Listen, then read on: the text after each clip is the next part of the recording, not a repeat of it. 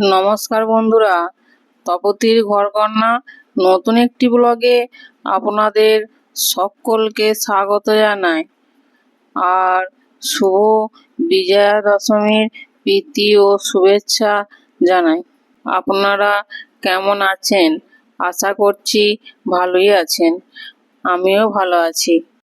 বন্ধুরা, আজকে আমি দারুণ স্বাদের একটা ভাপা সন্দেশের রেসিপি আপনাদের সঙ্গে শেয়ার করতে চলেছি। আপনারা কিন্তু ভিডিওটি স্কিপ না করে দেখতে থাকুন কিভাবে আমি ভাপা সন্দেশ বানাচ্ছি। এই সন্দেশটা বানানোর জন্য কোনো পাক করার দরকার নাই। বিনা পাকেই ঘরেতেই খুব সহজেই সন্দেশটা বানানো যাবে। বেশি কিছু উপকরণও লাগবে না, খুব সহজেই বাড়িতে বানিয়ে ফেলতে পারবেন মিষ্টির দোকানের মতো এই ভাপা সন্দেশটা। তাহলে বন্ধুরা, আমার এই ভাপা সন্দেশের রেসিপিটা প্রথম থেকে শেষ পর্যন্ত দেখতে থাকুন, আর বাড়িতেই খুব সহজেই বানিয়ে ফেলুন, আর দশমীতে মিষ্টি মুখ করান সকলকে। যখনই মিষ্টি খেতে মন চাইবে তখনই এই সন্দেশটা খুব সহজেই বাড়িতে বানিয়ে খেতে পারবেন। আর বাড়িতে যদি কোনো গেস্ট আসে তাদেরও পরিবেশন করতে পারবেন, আর গেস্টরা খেয়ে আপনার খুব প্রশংসাই করবে।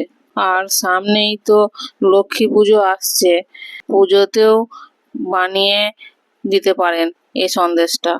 কোনো রকম গ্যাস জ্বালিয়ে পাক করার দরকার নাই, শুধু 15 মিনিট কি 10 মিনিট এটা জলে ভাপিয়ে নিলেই সন্দেশটা রেডি হয়ে যাবে। একদম খাঁটি গরুর দুধ দিয়ে ছানা কাটিয়ে বাড়িতেই সন্দেশ তৈরি করে যদি খাওয়া যায় তার স্বাদ তো অন্যরকমই হবে। আর একবার যদি তৈরি করে খান তা বারবার খেতে ইচ্ছে করবে। তাহলে চলুন বন্ধুরা, আর বেশি কথা না বাড়িয়ে এবার আমি মূল রেসিপিতে চলে যাই।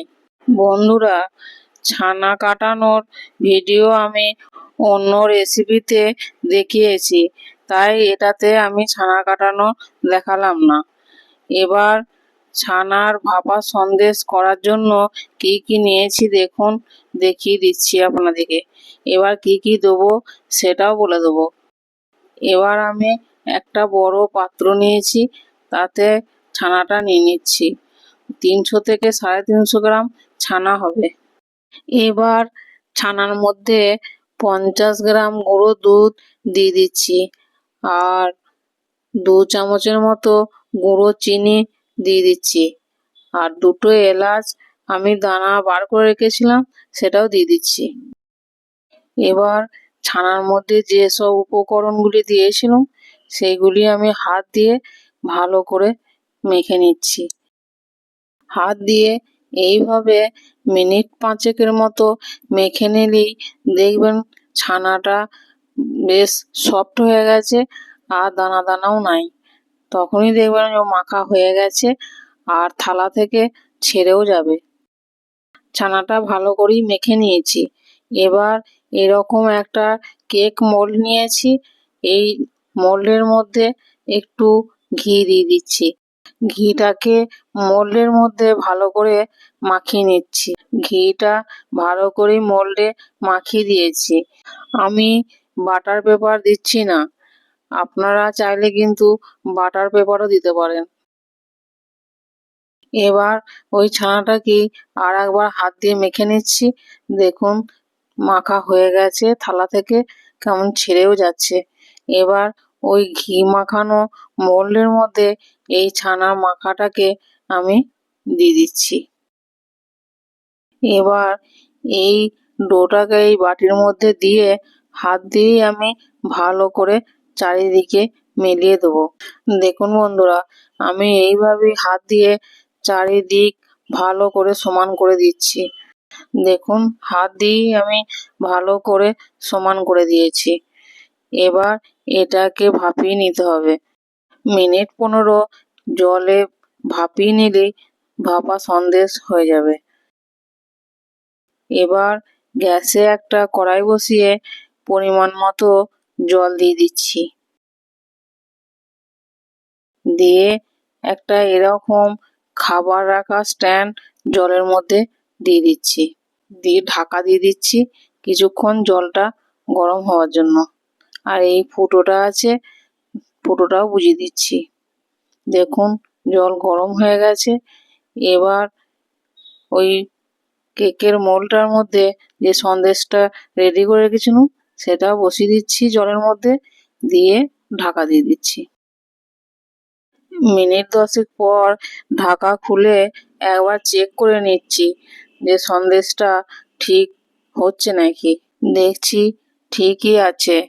গরম অবস্থাতেই আমি হাত দিয়ে একটু চেক করে দেখে নিচ্ছি, দেখছি হাতে কিছুই লাগছে না, তার মানে এটা ভাপানো হয়ে গেছে।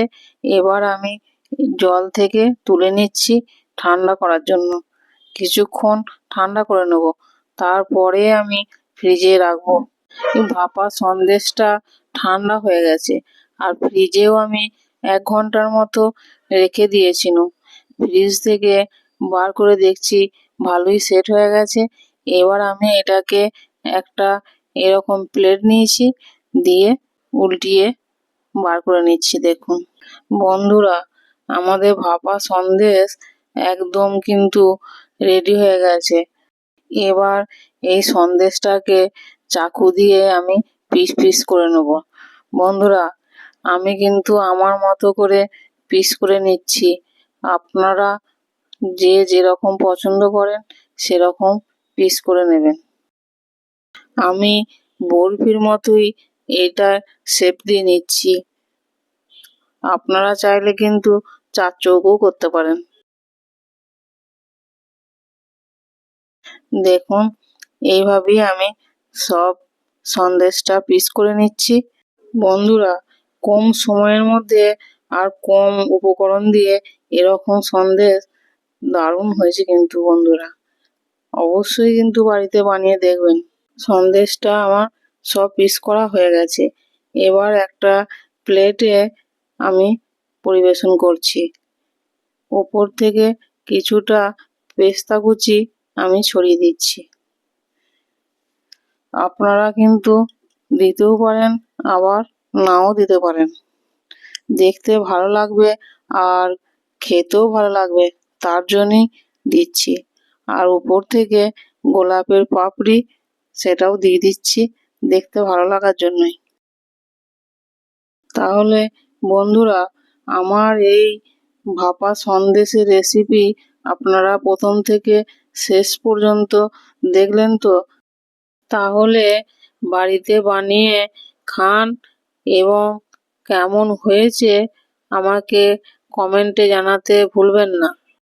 আমি একটা ভেঙে দেখাচ্ছি, দেখুন কতটা নরম আর স্পঞ্জি হয়েছে। দেখে তো বুঝতেই পারবেন না যে দোকান থেকে কেনা না বাড়িতে বানানো, মুখে দিলেই মিলিয়ে যাবে। বন্ধুরা, এখানে আমি চিনি গুঁড়োটা 2 চামচ দিয়েছি, আপনারা যে যেরকম মিষ্টি খেতে পছন্দ করেন সেরকম চিনিটা দিয়ে দেবেন। আমি এখানে গুঁড়ো দুধটা 50 গ্রাম দিয়েছি, তাই চিনি গুঁড়োটা একটু কমই দিচ্ছি। এই ভাপা সন্দেশটা মিষ্টি একটু কম হলে খেতে ভালোই লাগে।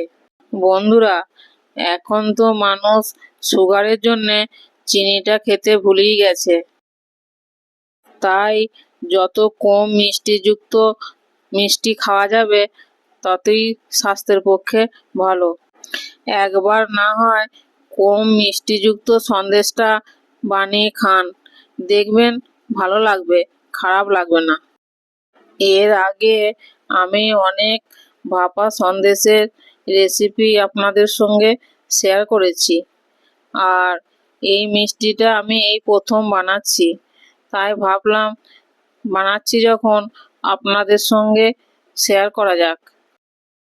এই ভাপা সন্দেশটা সকলেই খেতে পারবেন, আর যাদের সুগার আছে তারাও কিন্তু এটা অনায়াসেই খেতে পারবেন। তাহলে তো এবার বাড়িতে বানাতেই হবে। আর আমার এই রেসিপিটা যদি আপনাদের ভালো লাগে তাহলে বেশি বেশি করে লাইক, কমেন্ট, শেয়ার, সাবস্ক্রাইব করে দেবেন। আর পাশে থাকা বেল বাটনটি প্রেস করতে ভুলবেন না, যাতে আমি নতুন নতুন ভিডিও দিলে সবার আগে আপনাদের কাছে পৌঁছে যায়। আজ এই পর্যন্তই, আবার দেখা হবে অন্য কোনো ব্লগে অন্য কোনো রেসিপি নিয়ে। ততক্ষণ সকলেই ভালো থাকবেন, সুস্থ থাকবেন, সাবধানে থাকবেন। ধন্যবাদ সকলকে ভিডিওটি শেষ পর্যন্ত দেখার জন্য।